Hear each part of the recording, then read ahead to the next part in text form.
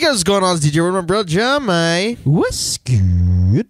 It's Beard of Bears. Kind of pull. Bringing you our Justice Clubhouse podcast, Season 2, Episode 13 of last night's Flash episode titled Mixed Signals. Roll the clip.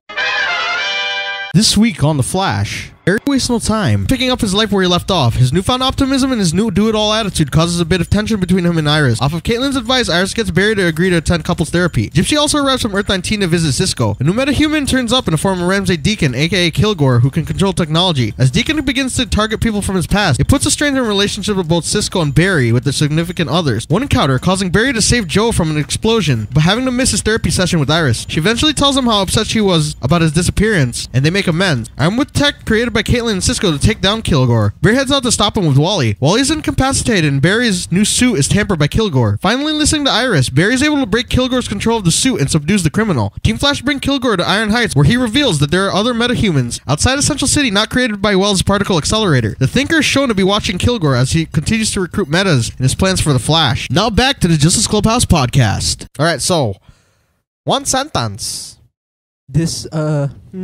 This episode was schmoopy. It was schmoopy. Nice. That was a good one.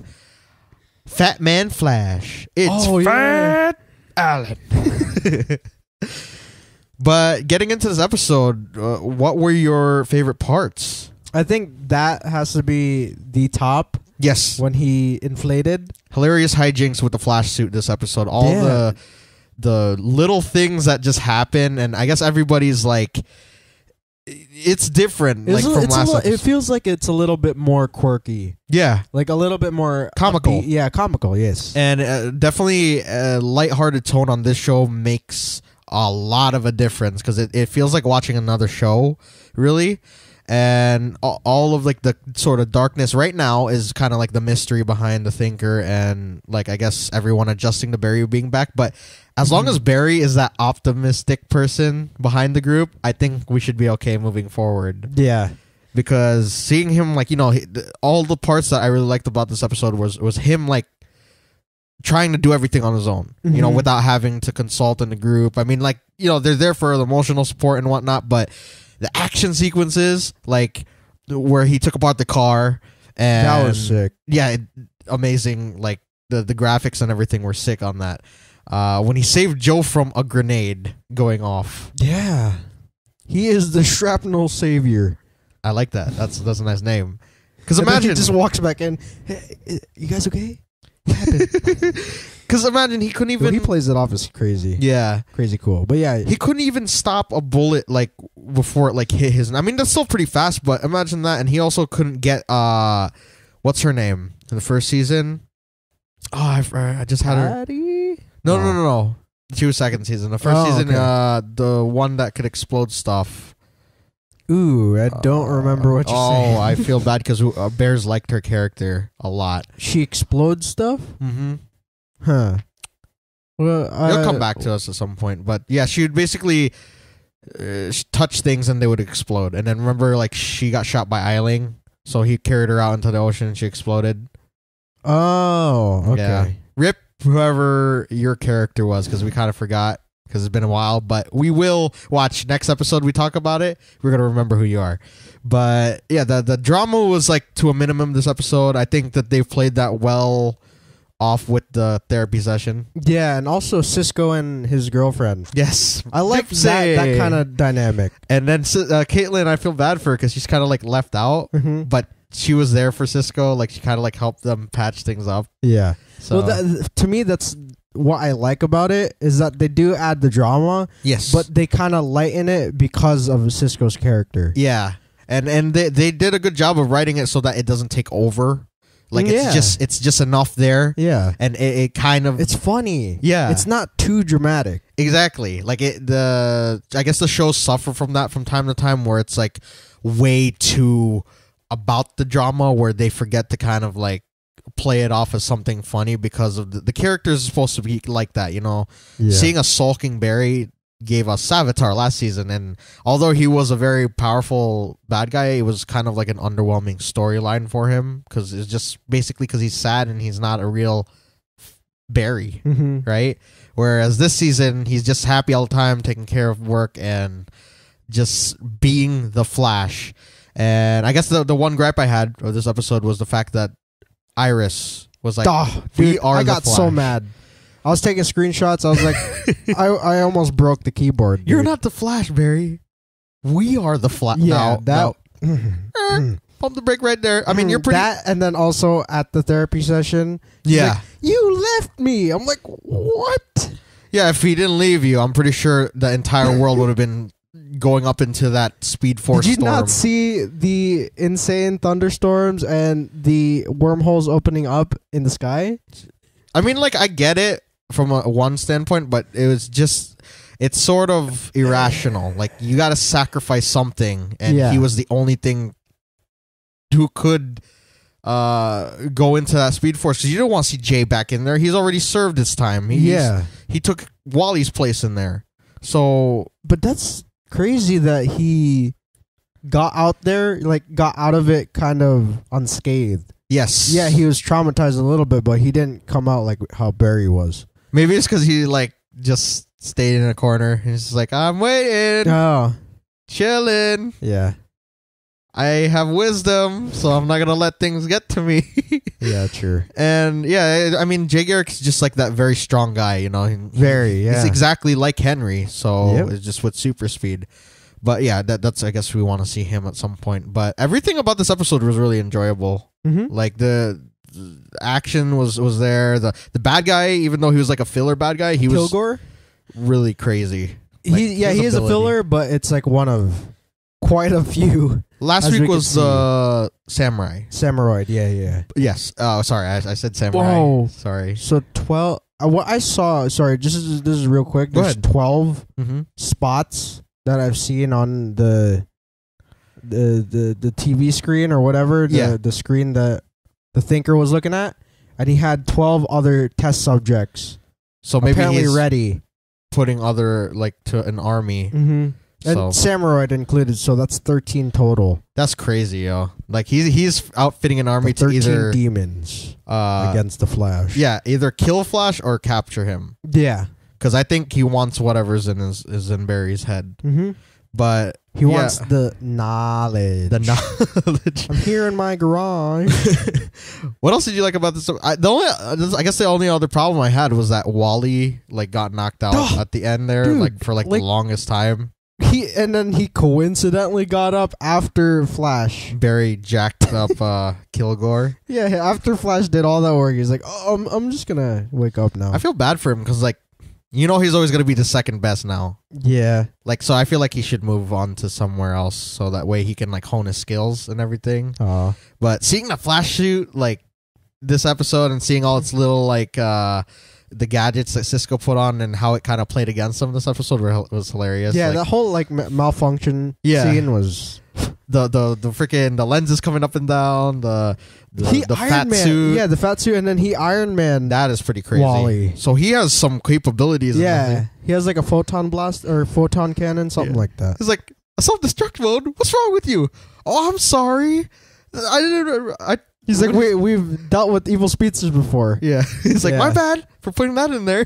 But yeah, that's pretty cool that Cisco really worked hard. That's a crazy upgrade. Because before it was just protected Barry. Now it actually has he can do crazy stuff. Yeah. He has other abilities now. You see the HUD, the HUD? Yeah.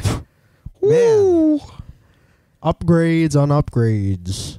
Yeah, and as far as story and that, it's just the overall episode is so enjoyable to watch. It's so fun. Yeah. Very fun. Anything else you liked? Oh, no. I enjoyed every part of it. There's just little gripes. I like Sherry Finkel. I said it earlier, but Schmoopy. They're dynamic. 111 day. Yeah. Anything else? That's pretty much mentioned everything, right? And like we said, the thinker at the end there. Yeah. He's just well, you see him? He's playing piano. Yeah, virtual digital piano. Yeah. That's awesome. And he was creeping on what's his face, Kilgore, who was being. I guess the guard there was he's part of it. The warden. Yeah, Warden. He was just smart. Wolf. Yeah, Warden Wolf. He was smarking. He was. Elaborate plan, I see. Anything you disliked that I didn't mention? You mentioned we mentioned Iris. I think that's it, yo. She's just like her attitude in that whole needed to be fixed a little bit. Yeah. Well, yeah, just with that specific situation. Yeah. On their relationship. I mean, it kind of makes sense because sometimes you have stuff bottled in, and maybe she just needed to get that out. It's like, you left me. You had to get it out. Yeah, she could have gotten it out like in a better way. Yes, like, that's for sure. And she could be a little bit more understanding. Yes, because he was gone for a good reason. Yeah. Like, he didn't just like leave her, just cause. High and dry. He left her cause he had to. Yeah. Save the world or let everyone else just die. Save the world, everybody die. Save the world, everybody die. And potentially she could have died. Pew, pew, everybody gonna die. Kevin Hart? Yes. Easter eggs. 52 on the elevator. Woo! That's a tall-ass building. Yes, I did not realize Felicity lived that high up. Yeah, I think they do have the penthouse. Why is she... First of all, I mean, that was... why is Felicity living in Thea's apartment? Yeah. And why is she selling it? Interesting. I don't know. The Risky Business? Risky Berry. Yeah, Risky Berry. That had to be like Grant Gustin's like lifelong dream to be able to play out that scene in his own way. Nice. Awesome. The Speed TV. That was hilarious. He was just watching like every single episode on like... Oh yeah, that's so crazy fast forward. Yeah. I like the when they do like little nods. I know they usually do like slight things like here and there, but I like that they did Green Arrow and they showed what happened last episode of Oliver. That's cool. They should keep doing that. Yeah, they did that first season. And then it started to trail off second and third. Yeah. Like they rarely did the Easter eggs. Well, because you need to embrace, because I felt like Arrow back then, like they didn't really want to share it. Like they still wanted it to be its own thing. But then when everything else came into the mix, like Supergirl especially, being on another network, they're like, it's inevitable. We can have to put it together. But even so for Flash specifically, yeah. I remember like these past 2 seasons, we've been doing the Easter eggs less and less. Yes. So I feel like now it's starting to ramp up again. Maybe like the writers are different. They need to do this because it makes us tingle in the nerdiness. It makes us really think about like different aspects of comics and everything, like the little Easter eggs they put in there. Yeah. It's nice to like spot stuff like that. It's a comic-gasm. Mm-hmm. Sure. I think you said someone was playing Dead Island or something like that on Yeah, it's either Dead Island or Dead Rising, one of those games. Some sort of survival. Survival. Zombie survival. I know this is kind of reaching in a sense, but Cisco mentioned a pan-dimensional doghouse like that he was in because of like his situation with Gypsy, like her like not telling her how she really felt and stuff. It could be a nod to the House of Heroes, which is a pan-dimensional satellite outside normal time and space, orbiting the bleed space between universes. Wow. It was used by the Monitors, and then it became deserted when they extinguished, leaving only one of them to guard the multiverse. Wow. That's reaching, but that's still something, I guess, to grasp. I mean, it's reaching for now, but then what happens next season or the season after when they flash back to that? I mean, thinking about it now, since it's like all that, there's stuff bleeding into each other's shows. Like metahumans are showing up on Supergirl, and metahumans are being created outside of Central City. So, anything is possible. Anything. Yes. Any other? What do you call that? The Iron Man. Yeah. Thing. Yeah, Iron Berry. Iron Berry. The whole malfunctioning. Malfunctioning? Fat Flash is also... Yeah, that's in the comics, yeah. Just the whole malfunctioning reminded me of Spider-Man Homecoming. Yes. It's freaking awesome. Mm-hmm. Cisco mentioned Shaquille O'Neal, which... Also Pied Piper. Did he? Yeah. Nice. It's making me think, what Earth is Steel on? If you guys don't know what Steel is with Shaquille O'Neal, you guys need to watch it and then wash your eyes after. What's her name? Gypsy. She didn't know Yeah. about Santa Claus, so she called him a big elf Yeah. with the red suit. And the Kindle fires. Apparently, Deacon's like, if you get me one of those, I'll get out of here. Yeah. He's like, oh, I feel bad. I can't use my Kindle. He knows where it's at. Kindles are awesome. Like, Yeah, no he's joke. like, they're $50. The cheapest you can get. Kindle sponsor us, please. Yeah. Any other Easter eggs? Warden Wolf? Warden Wolf? Okay, You we'll think just throw that he's out there. gonna be something? Yes, I think Because so. the way he looked at that guy, Kilgore, Yeah. or Ramsey, whatever his name is, Deacon. Well, he's definitely part of whatever the Thinker's thinking. Ah, okay. Yes. Or he's his eyes. Yeah. Maybe. We'll see. Any other Easter eggs or no? That's pretty much it. Previews for next episode. We see Team Flash going up against a girl named Becky. I'm pretty sure I heard her name, and I think she's also in the comics called Hazard, and she basically has Luck.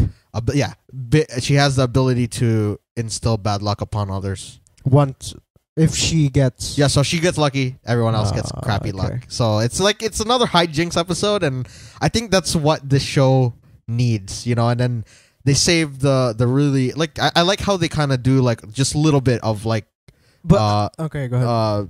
like a heavy threat looming, you know, because you don't really know what the Thinker's thinking.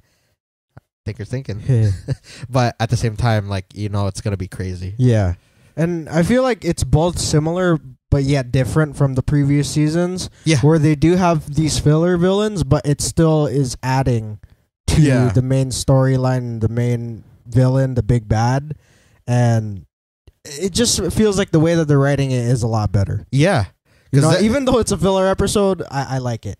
This is basically going back to season 1, how things were then, and it just the optimism that made that season is what made it. And then like you know, you had the Reverse Flash that added like kind of like the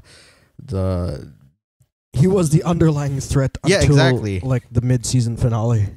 And I guess that's what they're kind of going for with the Thinker, and I think it's cool that he's not a speedster. So I guess we could theorize. I will mention what we already thought. The Thinker's putting together an army to fight against Barry and maybe capture him to get whatever thoughts he has in his head about life. And because, you know, Barry is the answer to the anti-life equation. Which is how Darkseid and a lot of Apocalyptans get their powers. Oh. So, like, he is life, basically. Like, what he has running through him. So maybe we already mentioned in the first episode, actually, that we think that he will create Godspeed by the end of the season. If the Thinker is gonna, you know, end up losing at the end of the season, he won't go without creating Godspeed. Yeah, using whatever is in Barry's head, and we'll get that like the infamous scene of, you know, all those things going into his brain and whatnot. Those neurons. Beneath his neurons is his nucleus. You guys know what that's from? We're not gonna say what it is. Just put it in the comments below. I think that slipped in the last week. It's okay. We'll see. No one commented yet, so we'll see. We'll keep mentioning it until someone gets it. spots this part of the podcast. Yeah, nucleus. Beneath his man is nucleus. Then we also have Amunet, aka the blacksmith, who will be, you know, eventually tying in with the Flash due to her connection with Is she a meta? No, I think, well, maybe. She has, like, the brain power, like, what do you call that? So she has powers. I don't know if she has powers here. Oh. In the comics, she's more of, like, a nerd, like a hacker. Oh. And she collects metahumans to do her bidding, sort of thing. And Caitlin was part of this. So, and it's crazy. I don't think we mentioned it last week, but Caitlin kind of has a Jekyll Hyde thing going. Yeah. And it's You kind of mentioned awesome. that quickly last week. Oh, yeah, okay. That's cool. Quick nod right there. The beginning of the episode. It'll be interesting to see how she deals with it and how the team is going to deal with it. Because obviously, I don't think she'll go back to being totally bad, but it'll always add an interesting dynamic. You know, like if they go out to fight crime and she just gets, she's like, you know, and then she helps the team, but then she's about to kill Barry or something like that. Like that'll be hilarious. I'll add to it, you know. But yeah, we have that storyline, and then we have the Crisis on Earth X to look forward to. We're gonna keep mentioning that. Sorry, she's literally bipolar. She's called Ice. Killer Frost. Nice. Polar. North Pole, South Pole. Oh my God. Nice. Sorry. But yeah, the Crisis on Earth X is the first day is done. Filming? Yeah, the Supergirl part of the crossover, I believe. Sweet. And now they're going into the Arrow part, and I think going into the Flash, and so they're filming back and forth. I think so. Sweet. And it looks like Tom Cavanaugh might be playing the dark version of the Flash. The Flash. So he might be the Dark Flash of Earth X, and who knows? Maybe it. I know they're supposed to be voicing those. You know, they're supposed to be voicing the characters because that's what it said on the Ray. Freedom Fighters. Yeah, and that's supposed to release in animated? 2017. So it's supposed to give some backstory, but it's kind of like weird. It's peculiar that they're voicing those characters, but somebody else is playing them. So I can only hope that maybe that's not the case, and they're just throwing people off. Because Tom Cavanaugh was dressed in like black leather. Oh. So I don't know. Maybe they're just doing because they're gonna be wearing masks anyway. So it makes sense. Maybe he's just doubling up. Yeah. You know. Because I think their masks are different. Maybe like Supergirl, Earth 10 is Overgirl. Yeah. And she has like a mask covering her mouth. And her eyes. So maybe there's the same thing for Flash. Yeah. So it could be Tom Cavanaugh under the mask. But it's still Grant. It's Grant talking. Yeah. They just do voiceover. I mean, it's cool. It's cooler that way, you know, instead of having a different person totally under there. Yeah, I mean, it could also be that way where it's like, you know, Tom as the Harry Wells of Earth X, and he's that. Yeah, that's what I was thinking. That he was the Flash of that. Either some different version of Kara, or he's not just even like Kara. this Barry. I'm you, but older. Because they kind of look the same. And then Jeremy was saying Prometheus might be Prometheus X on that Earth or something like that, or the Dark Arrow, the Green Arrow. Yeah. But I'd really like to see. I don't know. I kind of complained about it because what's his name posted. I saw World of Flash. Oh, okay. He said that Josh Segara. He posted the Crisis on Earth 10 poster, so he's got to be involved. Did you see though that there's two archers there? Yeah. There's two. So there's the guy that's like this, like he has like kind of like a what is that? A crossbow or like a three string. Oh, a 3-string. Yes. Sorry, a bow, and then there's another archer underneath him. Yes. And that could also be like the Earth 10 version of Roy. Oh yeah, because he's supposed to say anything? He was. Well, he said Colton Haynes said he was coming back sooner than expected. So, damn, dude, they just like awesome. They keep trying to throw us off. I think so, yeah. But whatever ends up happening is going to be epic. Yeah, it's either or Roy or either or. It's either Roy or that Prometheus. Yeah. I'm so stoked for everything. Moving forward with all this stuff, it's the Flash season is already shaping up to be a pretty good season, right? Yes. You have any other theories to throw out there? Danny Trejo, he's gonna be coming as the Breacher, so you know there's gonna be some funny drama going on with Cisco and Gypsy. Nice. That's something to look forward to, and I guess that's pretty much all I got as far as theories moving forward. What else you have? Yeah, I think. That's pretty much it. Yeah. Bears, what do you think about the episode? Man, this is a really good episode. I like this one. Nice. Hashtags? Sure. Hashtag Schmoopy Fat Vibe. Nice. Very That nice. actually kind of made sense this time. So, final thoughts. I thought this was an amazing episode. Yeah, this is more lighthearted and a little goofy, but also serious at the same time. It makes you feel like better watching it, you know? It makes you feel like excited to see the next episode, but whereas last year it's like, oh my god, like I liked it. Like you like it because we're fans, right? We enjoy the show. But last year was more of like, oh great, what are they gonna hide from us that we already don't know next week? You know, like why'd they wait freaking nearly 20 episodes to show us who Savitar is? That was a little too much. 2 seconds of backstory, and that was a little too much. I told Jeremy there's 11 minutes of fighting scenes between Savitar and Barry in the 23 episodes that there were last season. Dang. We've already gotten more Flash action in these last 2 episodes. Some of the best action sequences. Yeah. And it just... I wish Savitar was saved for a later date so that way they could do that, because I felt like they're... You know, it could have been more... Yeah, it could have been more impactful and more meaningful. They're like... you know, their struggle with one another if they had outed him earlier. Yeah.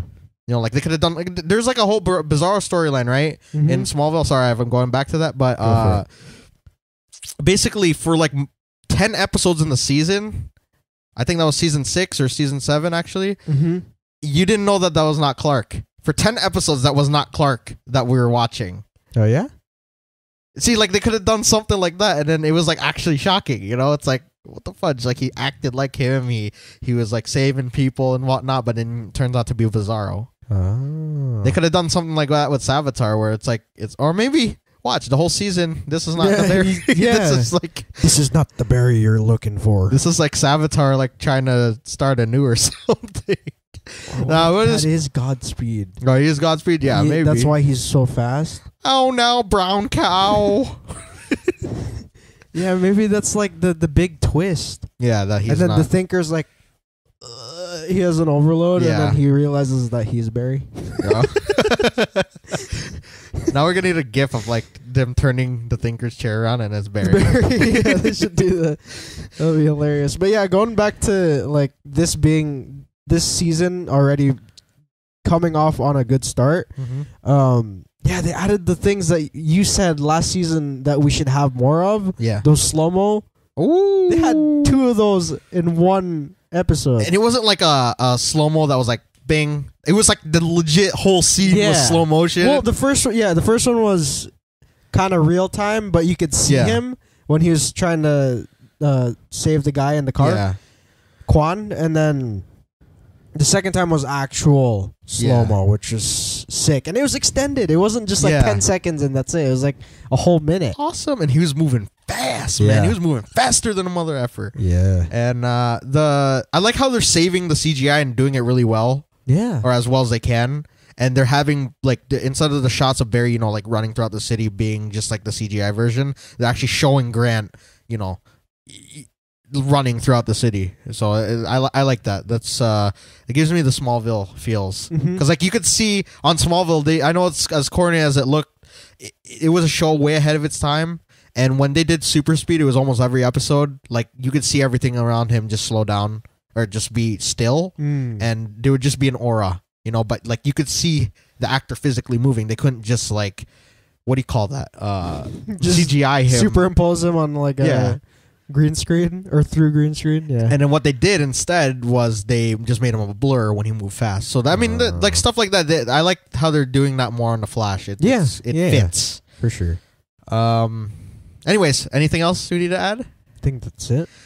With that being said, you guys go leave a comment down below what you thought about the video and leave a like if you enjoyed. Come over to my channel where we figure out exactly how to make your own Philosopher's Stone. We don't actually know how, but we do have Agents of S.H.I.E.L.D. videos, so that's kind of cool, right? It's something. It's a good, just come check me out, please. Be sure to check out our creators code, as well as social links down below. One quick update on our Instagram. I'm going to just keep plugging it as much as we can. Thank you, guys for are freaking awesome. It's just killing it on there. Yeah, you guys continued support on there, and we appreciate it. Thank you. Man, we already hit our milestone, so, you know, whatever we hit next, I'm going to be super happy no matter what. Truth. Yeah, that's pretty much it. If you guys are new, please be sure to subscribe. Also, follow us on Instagram if you can. And Twitter, please. Twitter, yeah. We got stuff there, you know, updates and stuff. But yeah, Instagram, please. And yeah, that's pretty much it. That being said, we'll see you guys in the next one. Bye. Bye.